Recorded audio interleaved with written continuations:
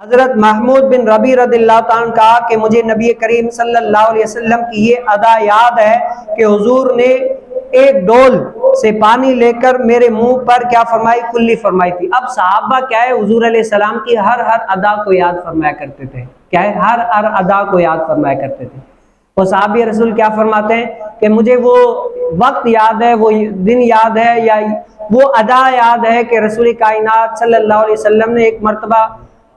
پانی کا ڈول نکالا اور ڈول نکال کے کیا کیا، کلی کر کے میرے منہ پر کیا ہے فرمائی، میرے اوپر کلی فرمائی۔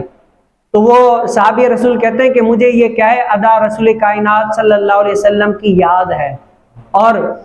یہ حدیث مبارکہ لانے کا جو مقصد ہے نا، حضرت سیدنا امام بخاری رحمۃ اللہ تعالی علیہ کا، وہ کہتے ہیں جو یہ حضرت سیدنا محمود رضی اللہ عنہ یہ صغار، اور اس وقت حضرت سیدنا محمود رضی اللہ عنہ کون سے، کتنے، 5 برس کے تھے۔ تو حدیث لانے کا مقصد یہ ہے کہ جب حدیث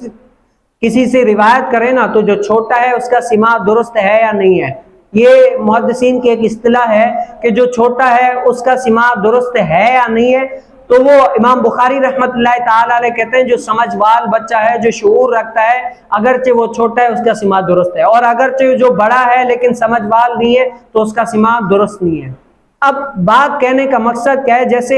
صحابی رسول نے کیا کیا، حضور علیہ السلام کی وہ کلی فرمائی نا، وہ بھی حدیث صحابی نے اور صحابیوں کو بتایا کہ حضور علیہ السلام نے فلاں جگہ پر یا فلاں وقت میں یا فلاں